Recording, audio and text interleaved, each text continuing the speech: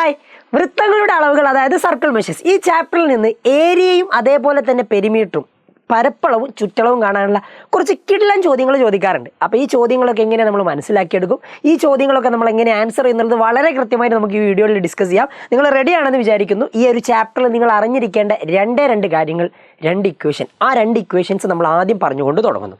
അതായത് മക്കളെ നല്ലതുപോലെ ശ്രദ്ധിച്ചോ, എൻ്റെ കയ്യിൽ ഒരു സർക്കിൾ ഉണ്ട്.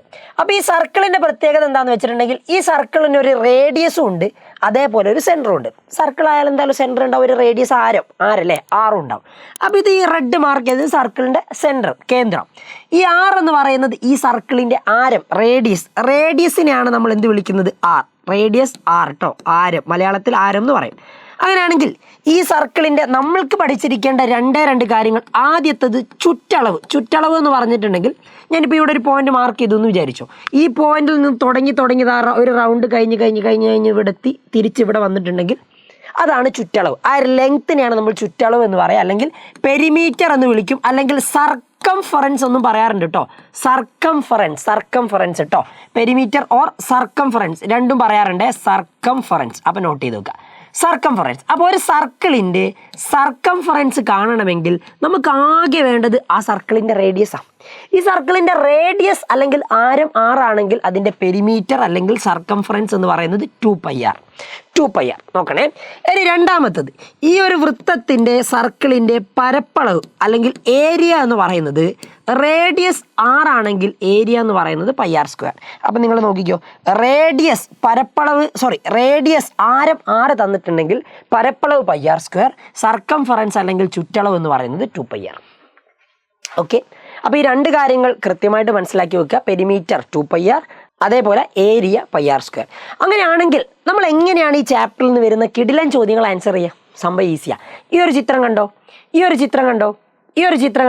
ഈ 3 ചോദ്യത്തിൽ നിന്നും നമുക്ക് ആ ഒരു ചിത്രങ്ങളുടെ ആ ഒരു വൃത്തത്തിൻ്റെ പരപ്പളവും ചുറ്റളവും കണ്ടെത്താം. അപ്പോൾ ബേസിക്കലി നമ്മൾ പരപ്പളവ് അല്ലെങ്കിൽ ഏരിയയും പെരിമീറ്റർ, സർക്കംഫറൻസ് അല്ലെങ്കിൽ ചുറ്റളവും കണ്ടെത്തണമെങ്കിൽ നമുക്ക് വേണ്ടത് റേഡിയസ് മാത്രമല്ലേ. സർക്കംഫറൻസ്, പെരിമീറ്റർ, ചുറ്റളവ് എന്ന് പറയുന്നത് 2πr, ഏരിയ പരപ്പളവ് എന്ന് പറയുന്നത് πr². സോ നോക്കിക്കോ, ഈ ഒരു വൃത്തത്തിൻ്റെ റേഡിയസ് എങ്ങനെയാണ് നമ്മൾ ഫൈൻഡ് ചെയ്യുക? വളരെ സിമ്പിളാണ്. ഇതൊരു റെക്റ്റാങ്കിളാണ്. ചോദ്യത്തിൽ തരും കേട്ടോ, ഒരു റെക്റ്റാങ്കിൾ തന്നിരിക്കുന്നു, ഒരു ചതുരം തന്നിരിക്കുന്നു, നമുക്ക് കൃത്യമായിട്ട് പറയും അതിൻ്റെ നീളവും വീതിയും 3, 4. ഞാൻ ഈ ഡിയും ബിയും നോക്കിക്കേ, ഇതാണ് നമ്മുടെ റെക്റ്റാങ്കിൾ. ഞാൻ ആ ഡിയും ബിയും ഇല്ലേ, അതായത് നിങ്ങളുടെ ഓപ്പോസിറ്റ് മൂലകൾ, അത് ഞാൻ കണക്ട് ചെയ്ത് വരച്ചിട്ടുണ്ടെങ്കിൽ, ഇങ്ങനെ ഞാനൊരു ലൈൻ വരച്ചിട്ടുണ്ടെങ്കിൽ അതെന്തായാലും പാസ് ചെയ്യുന്നത് സെൻറ്ററിലൂടെ ആയിരിക്കും. ആൻഡ് സെൻറ്ററിലൂടെ ആണ് എന്ന് മാത്രമല്ല, ഇതൊരു റെക്റ്റാങ്കിൾ ആണെന്ന് നിങ്ങൾക്കറിയാം. അപ്പോൾ ഈ ഒരു ആംഗിൾ എത്രയാണ്? 90 ഡിഗ്രി ആയിരിക്കും. ആ കാര്യമൊക്കെ നിങ്ങൾക്ക് അറിയാവുന്നതായിരിക്കും. നിങ്ങൾ ഇവിടെ പഠിച്ചു വെക്കേണ്ട ഒരേ ഒരു കാര്യം, ഇമ്പോർട്ടൻ്റ് ആയുള്ള കാര്യം, ഇതിൻ്റെ എതിർമൂലകൾ നിങ്ങൾ കണക്ട് ചെയ്തിട്ടുണ്ടെങ്കിൽ നിങ്ങൾക്ക് കിട്ടുന്നത് സെൻറ്ററിലൂടെ പാസ് ചെയ്യുന്നൊരു ഡയഗണലാണ്. ഓക്കെ, അപ്പം അങ്ങനെയാണെങ്കിൽ ഈ ബി ഡി എന്ന് പറയുന്നത് ഈ വൃത്തത്തിൻ്റെ എന്താ? ബി ഡി എന്ന് പറയുന്നത് ഇവിടുത്തെ വ്യാസമാണ്. വ്യാസം എന്ന് പറഞ്ഞാൽ എന്താ? ഡയമീറ്റർ. അപ്പോൾ ഡയമീറ്റർ കിട്ടിയാൽ റേഡിയസ് കിട്ടുമോ? തീർച്ചയായിട്ടും. ഡയമീറ്റർ അല്ലെങ്കിൽ വ്യാസത്തിൻ്റെ പകുതി ആരം എന്ന് പറയുന്നത്. അങ്ങനെയാണ് ആ ബി ഡി എന്ന് പറയുന്ന ലെങ്ത് എങ്ങനെയാണ് നിങ്ങൾ ഫൈൻഡ് ചെയ്യുക? നമുക്കിവിടെ പൈതഗോറസ് തിയറം യൂസ് ചെയ്തൂടെ? ഇത് ട്രയാങ്കിൾ എ ബി ഡി എന്ന് പറയുന്നത് നോക്കിക്കേ, ഒരു മട്ട ത്രികോണമാണ്, റൈറ്റ് ട്രയാങ്കിളാണ്. അപ്പം നമുക്കിവിടെ പൈതഗോറസ് തിയറം യൂസ് ചെയ്യുകയാണെങ്കിൽ hypotenuse square is equal to, ഓർമ്മണ്ടല്ലേ, hypotenuse square is equal to base square plus altitude square, കർണം സ്ക്വയർ ഇസ് ഈക്വൽ ടു പാദം സ്ക്വയർ പ്ലസ് ലംബം സ്ക്വയർ. കർണം എന്ന് പറഞ്ഞാൽ ബി ഡി. അപ്പോൾ ബി ഡിയുടെ സ്ക്വയർ എന്ന് പറയുന്നത് നോക്കിക്കേ, ബേസ് 4 ആൻഡ് ഹൈറ്റ് ഓൾട്ടിറ്റ്യൂഡ് എന്ന് പറഞ്ഞാൽ 3. അപ്പോൾ 4² പ്ലസ് 3². 4ൻ്റെ സ്ക്വയർ 16, 3യുടെ സ്ക്വയർ 9. 16ഉം 9ഉം കൂട്ടിയാൽ 25. അപ്പോൾ ബി ഡി സ്ക്വയർ 25 എങ്ങനെയാണ് ബി ഡി എത്രയായിരിക്കടാ?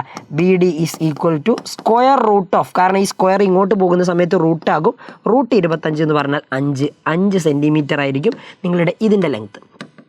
ഓക്കെ, അത് 5 ആണെങ്കിൽ നിങ്ങൾ ആദ്യം പറ, വാട്ട് ഈസ് ഇറ്റ്സ് റേഡിയസ്? ആരം അല്ലെങ്കിൽ റേഡിയസ് ആർ എത്രയാടാ? 6 എന്ന് പറഞ്ഞാൽ 5ൻ്റെ പകുതി 5/2. സിമ്പിൾ. അപ്പോൾ ആരം 6 ഈക്വൽ ടു 5/2 എന്ന് കിട്ടി. ഇനി നിങ്ങളോട് ഞാൻ പറഞ്ഞത് 2 കാര്യങ്ങൾ കണ്ടെത്താനാണ്. ആദ്യത്തത് ചുറ്റളവ്, സർക്കംഫറൻസ് അല്ലെങ്കിൽ പെരിമീറ്റർ കണ്ടെത്താനുള്ള ഇക്വേഷൻ എന്തായിരുന്നടാ? 2πr² എന്നല്ലേ നമ്മൾ 2πr എന്നല്ലേ നമ്മൾ പറഞ്ഞത്? അങ്ങനെയാണെങ്കിൽ 2 × π × ആറിൻ്റെ വാല്യൂ എന്താ? 5/2. സിമ്പിളാ. ഈ 2ഉം ക്യാൻസൽ ചെയ്തുകൂടെ? ഇത് മുകളിലും ഇത് താഴെയല്ലേ ഉള്ളത്. അപ്പോൾ 5 × π 5π. പെരിമീറ്റർ ആയതുകൊണ്ട് നിങ്ങൾ സെൻറ്റിമീറ്റർ യൂണിറ്റ് കൊടുക്കുക. ലെങ്ത്താണ് ഇവിടെ ബാക്കിയുള്ളതൊക്കെ സെൻറ്റിമീറ്ററിലാണ് തന്നത്. ഇനി ഏരിയ അല്ലെങ്കിൽ പരപ്പളവ് ഫൈൻഡ് ചെയ്യുന്ന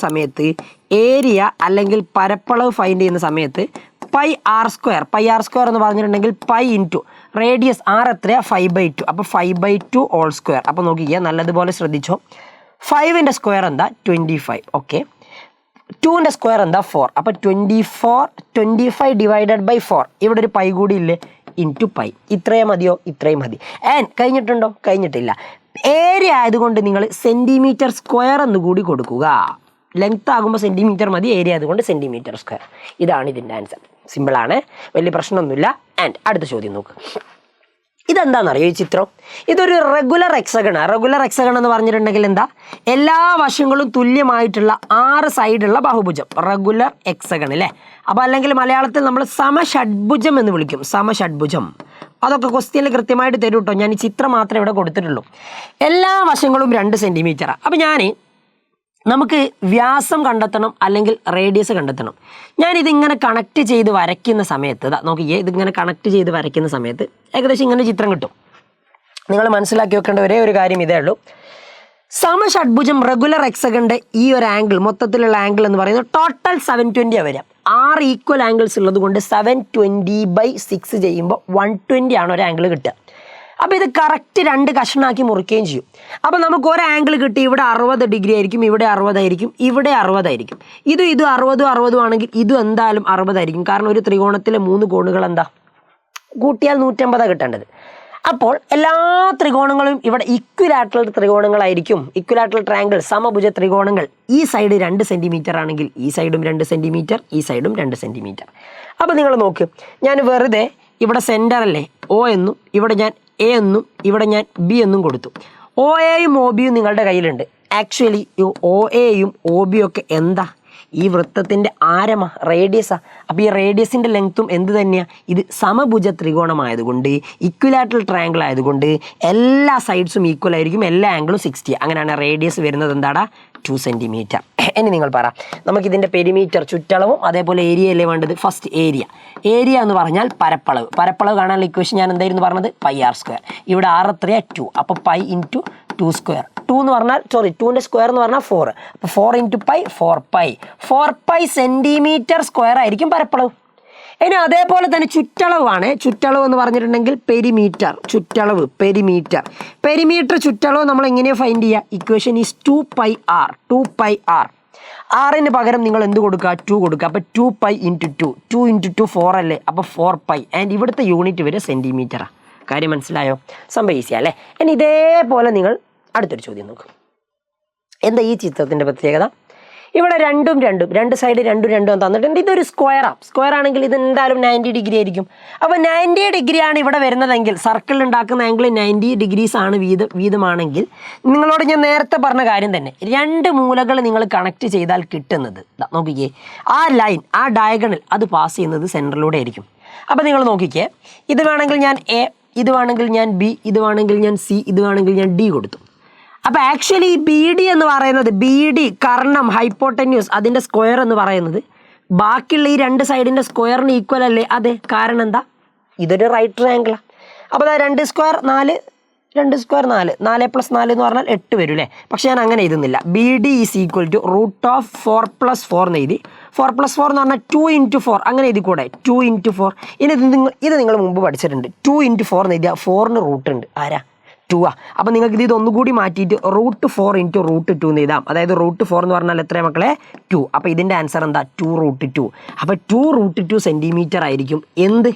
ഇതിൻ്റെ വ്യാസം BD. അങ്ങനെയാണെങ്കിൽ നിങ്ങൾ പറയേണ്ട കാര്യം ഇത്രയല്ലേ, BD 2√2 ആണെങ്കിൽ, BD ഈക്വൽ ടു 2√2 ആണെങ്കിൽ ഇതിൻ്റെ റേഡിയസ് എന്താ? ആ 2√2ൻ്റെ ഹാഫ് അല്ലേ. ഡയമീറ്റർ വ്യാസം എത്രയാണോ അതിൻ്റെ പകുതിയാണ് ആരം. അപ്പോൾ ഈ 2 ക്യാൻസൽ ചെയ്ത് പോയിട്ടുണ്ടെങ്കിൽ √2 സെൻറ്റിമീറ്റർ എന്ന് കിട്ടും. ഇതാണ് റേഡിയസ്. ഓക്കെ. ഇനി അങ്ങനെയാണെങ്കിൽ പെരിമീറ്റർ, സർക്കംഫറൻസ് ഒന്നും ചോദിക്കാറുണ്ട് കേട്ടോ ക്വസ്റ്റ്യനിൽ. ചിലപ്പോൾ നിങ്ങൾ സർക്കംഫറൻസ് എന്നായിരിക്കും കാണുന്നത്, മനസ്സിലാക്കി വെക്കുക. ആൻഡ് ചുറ്റളവ് ഇതെന്താണ്? 2πr. 2 × π × r. ആൻഡ് ആറിൻ്റെ വാല്യൂ എന്താ? √2. അപ്പോൾ 2 × π × √2. വേണമെങ്കിൽ ഒന്നുകൂടി അടിപൊളിയാക്കിയിട്ട് 2√2π എന്ന് എഴുതാം. ഇത്രയും സെൻറ്റിമീറ്റർ. ഓക്കെ. ഇനി അടുത്തത് ഏരിയ അല്ലേ. ഏരിയ എന്ന് പറഞ്ഞിട്ടുണ്ടെങ്കിൽ പരപ്പളവ് നോക്കണേ, നല്ലതുപോലെ ശ്രദ്ധിച്ചോ. Pi into R square, pi into റേഡിയസിൻ്റെ അളവ് എത്ര കിട്ടിയത് √2. √2ൻ്റെ സ്ക്വയർ എടുത്താൽ എന്താ, നമ്മൾ മുമ്പ് പഠിച്ചിട്ടുണ്ട്. റൂട്ടുള്ളതിൻ്റെ സ്ക്വയർ എടുത്തിട്ടുണ്ടെങ്കിൽ ഈ റൂട്ടും സ്ക്വയറും ക്യാൻസൽ ചെയ്തു, അപ്പോൾ ഈ 2 മാത്രമേ ബാക്കി ഉണ്ടാവും. അപ്പോൾ നിങ്ങളുടെ ആൻസറിൽ ഈ 2ഉം ഒരു പൈയും വരും. പൈ ഇൻറ്റു 2 ഒന്നുകൂടി അടിപൊളിയാക്കി എഴുതിയാൽ 2π എന്ന് വരും, പരപ്പളവായതുകൊണ്ട് സെൻറ്റിമീറ്റർ സ്ക്വയർ. ഓക്കെ, അപ്പോൾ ഇങ്ങനെയുള്ള വെറൈറ്റി ചോദ്യങ്ങളൊക്കെ കൃത്യമായിട്ട് ചെയ്ത് പഠിക്കണം. ഇത്രയും കാര്യങ്ങൾ നിങ്ങൾക്ക് വളരെ ഇമ്പോർട്ടൻ്റ് ആയിട്ടുള്ളതാണ്. അപ്പോൾ ഈ കാര്യങ്ങളൊക്കെ ചെയ്ത് പഠിക്കുക. ഈ ചാപ്റ്റർ വളരെ സിമ്പിളാണ്. ഇതിൽ നിന്ന് വരുന്ന ഈ ടൈപ്പ് ക്വസ്റ്റ്യൻസ് ഒക്കെ നിങ്ങൾക്ക് സ്കോർ ചെയ്യാൻ പറ്റട്ടെ. സോ വീണ്ടും കാണാം. ബൈ.